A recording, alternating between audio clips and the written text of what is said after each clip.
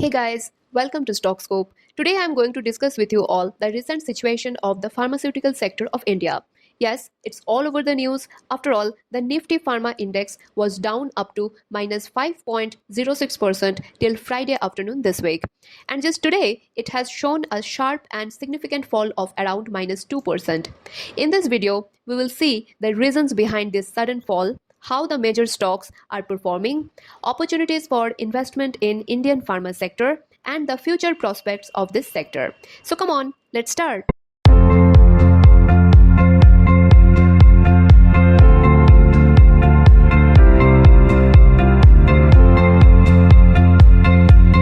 So why is the sudden fall? The Nifty Pharma index had also dropped previously 2% over the past month.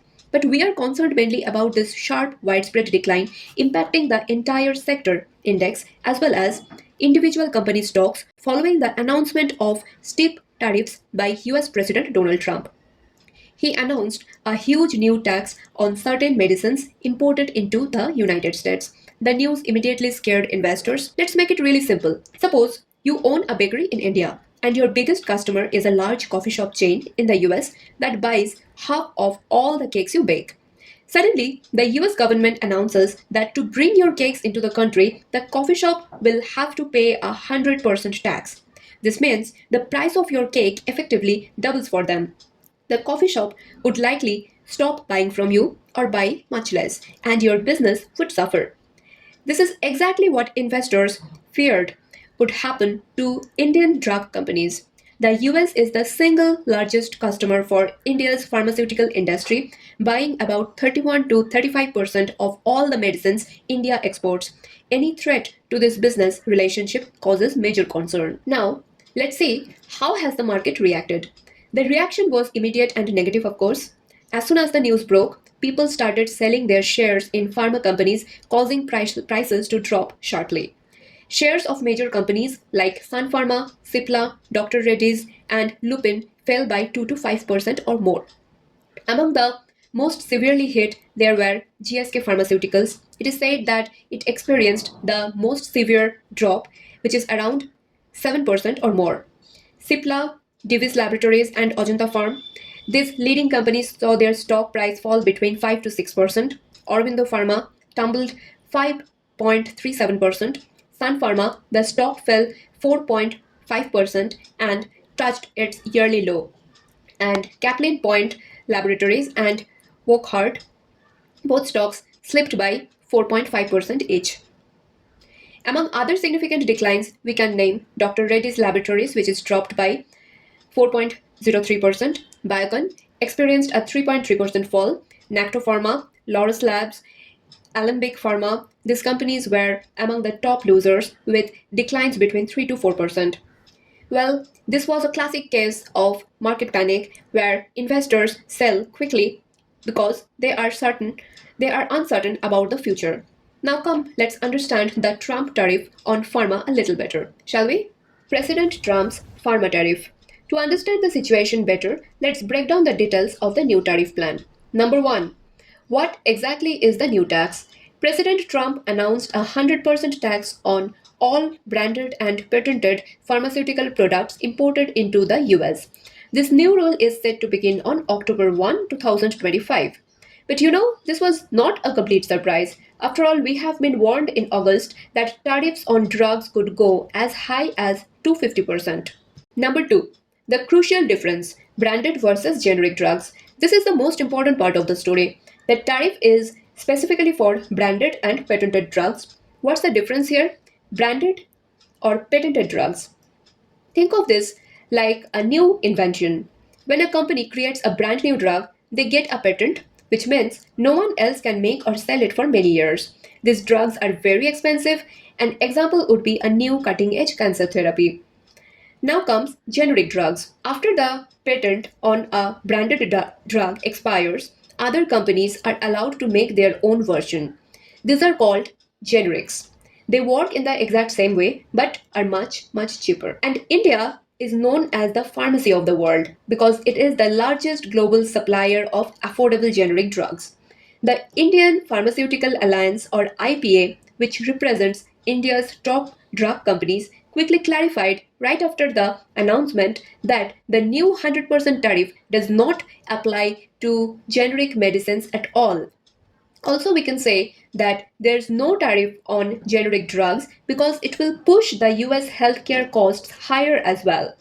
Since the vast majority of what India sells to the US are generics, the direct impact on most companies may be limited. After all, India supplies 45% of the US generic drugs. Number 3. How companies can avoid the tariff. Yes, there's an escape clause too. President Trump included a major exception in his announcement. The 100% tariff will not apply to any company that is actively building a drug manufacturing factory in the United States. He defined building as having already broken ground or being under construction. This is seen as a move to encourage foreign companies to invest in the US and create American jobs. Many large Indian pharma companies already have manufacturing plants in the United States, which could protect them from this new rule. So, who is actually at risk? Even though most generic drug exports are safe for now, some Indian companies will be affected. This is because they have started to produce more advanced and valuable medicines. Companies with specialty and branded drugs. Firms like Sun Pharma, Zydus Life Science, and Glenmark have some specialty branded products they sell in the US. For example, Sun Pharma's major branded drug could be at risk.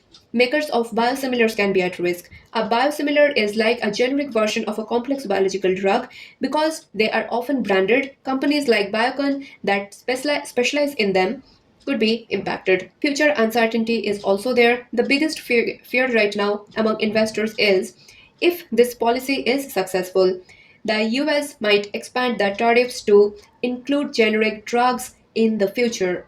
But is India's pharma sector protected in the long run? While the short term market reaction was one of fear, many experts believe the Indian pharma sector is strong and prepared for challenges like this. Why? Because of moving beyond the US. To avoid being too dependent on one customer, Indian companies have been actively selling to other markets in Europe, Africa, Southeast Asia, and Latin America. Secondly, the China plus one strategy. India is working hard to produce more of its own raw materials instead of relying on China. This makes its supply chain more secure. Thirdly, focus on innovation. Companies are moving from making simple generics to developing more complex and valuable medicines like cancer treatments and biosimilars, which are more profitable. Now, let's focus on the future growth prospect of Indian pharmaceutical sector. The Indian pharmaceutical industry is projected to grow at CAGR of around 10% to reach $130 billion by 2030. Looking further ahead, the industry has ambitious targets to become a $350 billion to $450 billion market by 2047. And if you talk about the near term growth for fiscal year 2025, Indian pharmaceutical companies are expected to achieve a revenue growth of 9 to 11%, fueled by strong performance in key markets like United States, Europe, and other emerging regions. For financial year 26, a growth of 7 to 9% is projected. And the best thing is, this growth will extend to adjacent industries too.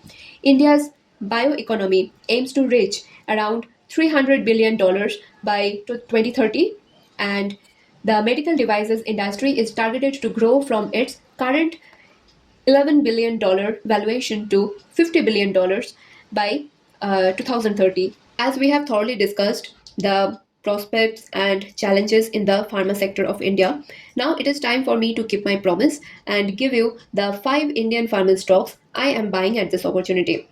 Number 1, Newland Laboratories Limited. Why am I choosing this one? First point is it has an exceptional 5-year CAGR of 70.86%. Newland Labs specializes in manufacturing and selling active pharmaceutical ingredients for both Indian and global markets. It is also a CDMO player that could be less impacted by the tariffs as its innovator clients would likely have their own manufacturing units in US. And if we look at the recent performances, in quarter 1 of financial year 26, the company has reported a total income of 300 crore and a profit after tax of around 13 crore. If we check out the ROCE and ROE, It's around like 20% and 18% respectively. So it's quite good. Let me show you the next stock I'm picking. It's Kaplan Point Laboratories Limited. Why is it so notable? The company again has a good CAGR of around 32%. It is involved in producing the APIs and finished dosage formulations and is also active in R&D and clinical trials. Despite being among the worst hit in the recent market sell-off, its strong recent performance suggests underlying strength. It showed a robust performance in quarter 1 of financial year 26 with total revenue rising 11% year on year to 533 crore and profit after tax growing by 20.7%. It boasts an impressive ROCE of 28% and ROE of around 21%. My next stock is Laurus Lab Limited. It is recognized for its strong research capabilities and is a key manufacturer of critical APIs for treatments like antiretroviral, oncology, and cardiovascular diseases. Like Newland, I believe it would be less impacted by the tariffs due to its role as a CDMO player. However, it was also among the top losers in the tariff induced sell off, falling between 3 to 4%. But the company has reported remarkable growth in the quarter 1 of financial year 26, with revenues growing by 31% and net profit soaring by 1154%. Wow. My next stock is Ares Life Sciences Limited. I'm picking this company because it has a very good CAGR of around 26%, though not as good as the earlier ones I have talked about. It is engaged in manufacturing and marketing pharmaceutical products. And my final stock for the day is Torrent Pharmaceuticals Limited. As a leading company in research, development, and manufacturing of generic drugs, it has a 5-year CAGR of 21.14%. The stock saw a relatively smaller decline of 1.81% during the recent sell off compared to its peers. Its recent performance is quite good. It has reported revenues of 3,178 crores, making an 11% growth compared to the previous year, and the metrics ROCE and ROE are quite good, nearly 30%. Other notable companies to consider in this opportunity would be Sun Pharma, as it is India's biggest pharma company and it was hit hard, falling around 4.5%.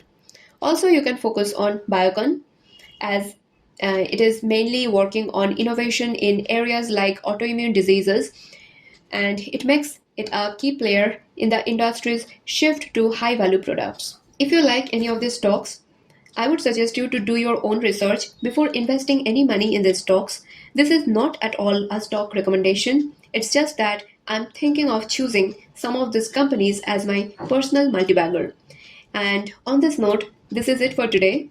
Do let me know in the comment below how you liked the video. I will be back in my next video soon. Till then, stay tuned and keep investing. Bye for now.